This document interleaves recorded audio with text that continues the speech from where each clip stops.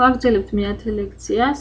ვსაუბრობთ მონაწილეობით გადაწყვეტილების მიღებაზე. თვითონ მონაწილეობა გადაწყვეტილების მიღებაში განისაზღვრება ჯგუფურ სიტუაციაში ადამიანის მენტალური და ემოციური მონაწილეობით, რაც მას უბიძგებს, რომ აიღოს მეტი პასუხისმგებლობა ჯგუფის ამოცანებს და თავისი წვლილი შეიტანოს მის აღსრულებაში. მონაწილეობა ეს არის მენტალური და ემოციური ჩართულობა პროცესში და როდესაც ეს იგი ადამიანი მონაწილეობს ასეთ პროცესში და არა მარტო უბრალოდ ფიზიკურად ესწრება ამ პროცესს და ასე არის ჩართული, აი ემოციური ჩართულობა უკვე мотиваციას უქმნის მონაწილეს, რადგანაც იგი თავის ენერგიას ხარჯავს, იჩენს შემოქმედებითობას, ინიციატივას და ამით განსხვავდება ეს მონაწილეობის პროცესი უბრალოდ დათანხმების პროცესისაგან. დათანხმების პროცესი კი როგორც ვიცით, არ შეიძლება იყოს ხმის მიცემა უბრალოდ რაღაც საკითხებზე, ან წინადადების დამტკიცების დროს კენჭის დროს ჩატარება და უბრალოდ ხმის მიცემა. თვითონ მონაწილეობა ეს იწვევს მფლობელობის გრძნობის გაძლიერებას და ადამიანებს უბიძგებს, რომ მეტი პასუხისმგებლობა აიღონ ორგანიზაციის ეფექტურობაზე.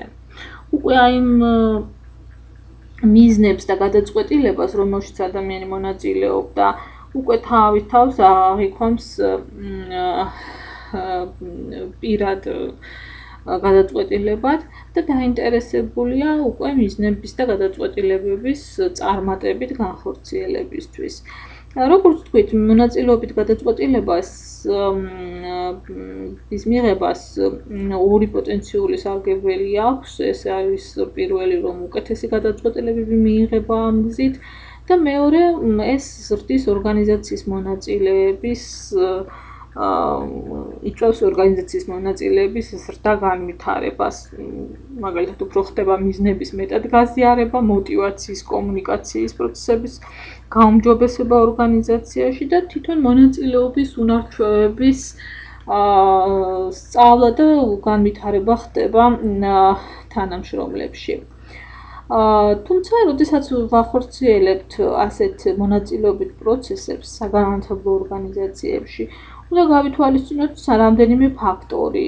ერთ-ერთი ფაქტორი არის, რომ თვითონ გადაწყვეტილების მიღების პროცესი უნდა იყოს ნათლად ჩამოყალიბებული. უნდა მხატვრობაში მივიღოთ გადასაჭრელი პრობლემა რა არის, ან გადასაწყვეტი საკითხის შინაარსი რა არის და უნდა გქონდეს კრიტერიუმები ამ პროცესში ადამიანების მონაწილეობის კრიტერიუმები უნდა იყოს შემუშავებული. თქვენ სლაიდზე ხედავთ ერთ-ერთ მოდელს, რომელიც გადაწყვეტილების მიღების შესახებ, რომელიც შეიქმნა, ეს არის ტანენბაუმის და შმიდტის მოდელი. თქვენ ხედავთ, რომ აქ ასახული არის ის მდგომარეობა, თუ რა პოზიციას იჭერს, შეუძლია დაიჭიროს ადმინისტრატორმა ამა თუ იმ გადაწყვეტილებაში თანამშრომლების ჩართვის დროს. ამ შემთხვევაში ამ კონტინუუმის ერთ მხარეს არის ისეთი პოზიცია დირექტორის, რომ სკოლის დირექტორს აქვს უნარი მიიღოს გადაწყვეტილება, რომელიც მასწავლებელი მოიწონებენ, ანუ თვითონ ინიცირებს ამ გადაწყვეტილებას და შემდეგ აწვდის მასწავლებელს, ხოლო ამ კონტინუუმის მეორე ნაწილში, მეორე ბოლოში არის უკვე ის მომენტი, ისეთი პოზიცია დირექტორის, როდესაც სკოლის დირექტორი და მასწავლებლები ერთობლივ გადაწყვეტილებით იღებენ უკვე გადაწყვეტილებას ორგანიზაციის წესდებით განსაზღვრულ ვადაში. თქვენ ხედავთ, აი ეს ხაზი უჩვენებს, თუ აი იმის და მიხედვით როგორ იზრდება მოქმედების თავისუფლების არეალი მასწავლებლებისთვის, იმის და მიხედვით რომელ გადაწყვეტილების მიღების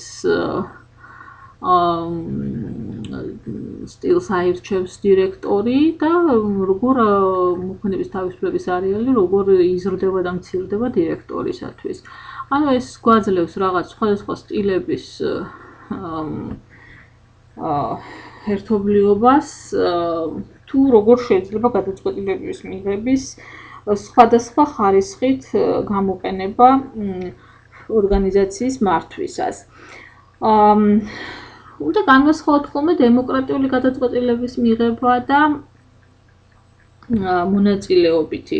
დემოკრატიული გადაწყვეტილების მიღება ეს უფრო პოლიტიკური საკითხი არის, ანუ იგი როგორც ვიცით აღნიშნავს სახელმწიფო მმართველობის განხორციელებას ხალხის მიერ, პირდაპირ ან წარმომადგენლების მეშვეობით და აღნიშნავს ზოგადად მართვას უმრავლესობის მიერ კენჭისყრის შედეგების მიხედვით. თუმცა ჩვენ როდესაც ესეთი ძალიან ხშირად დირექტორები ამბობენ ხოლმე, რომ მათ არ აქვთ იმის დრო, რომ ეს ამდენი შეხვედრები მოაწყონ, კენჭისყრები ჩაატარონ და აი ამ უმრავლესობის ხმების მიხედვით მიიღონ ეს გადაწყვეტილებები. გასაკვირველია, მათი პრეტენზიები სწორი არის ხშირად ხოლმე, იმიტომ რომ ძალიან ხშირად მასწავლებლებისგანაც გაგვიგია, რომ არ სურთ ყოველი გადაწყვეტილების მიღებაში იყვნენ ჩართულები და ამისთვის მათ დრო არ აქვს, ძალიან დაკავებულები არიან. ამიტომ ყოველთვის უნდა გვახსოვდეს, რომ მონაწილეობითი გადაწყვეტილების მიღება დემოკრატიული გადაწყვეტილების მიღებისგან განსხვავდება. დემოკრატიული გადაწყვეტილების მიღების პროცესში ორგანიზაციის ყველა წევრს აქვს უფლება გამოთქვას მოსაზრებები, რწმენა და შესთავაზოს თავის ცოდნა და ინფორმაცია და ამდენად მათ აქვთ იყვნენ პროცესის ნაწილი. თუმცა როგორც შმიდტმა და ტანენბაუმმა შემოგთავაზეს, სხვადასხვა გზა არსებობს, მრავალი სხვადასხვა გზა არსებობს მონაწილეებისგან მოსაზრებების ან ინფორმაციის მისაღებად და პროცესში გამოსაყენებლად. და ორგანიზაციამ ნელ-ნელა უნდა ისწავლოს აი ესეთი გამოცდილება მიიღოს მონაწილეობითი მეთოდების გამოყენებაში და შეიძლება გადავიდეს აი ტრადიციული ზემოდან ქვემოთ მართვის მოდელიდან უკვე ერთად მუშაობის ალტერნატიულ გზებზე და მიაღწიონ ნამდვილი თანამშრომლობის დონეს. თუმცა აი ამ პროცესში ლიდერის მოქმედება არ არის შეზღუდული დაქვემდებარებული პირების ხმებით, ანუ კენჭისყრას აქ არ აქვს ადგილი. როგორც თქვით, სკოლა არის ძირითადად მაინც იერარქიული სისტემა, არ არის დემოკრატიული სისტემა და საუკეთესო შემთხვევაში სკოლა შეიძლება იყოს მონაწილეობითი ორგანიზაცია.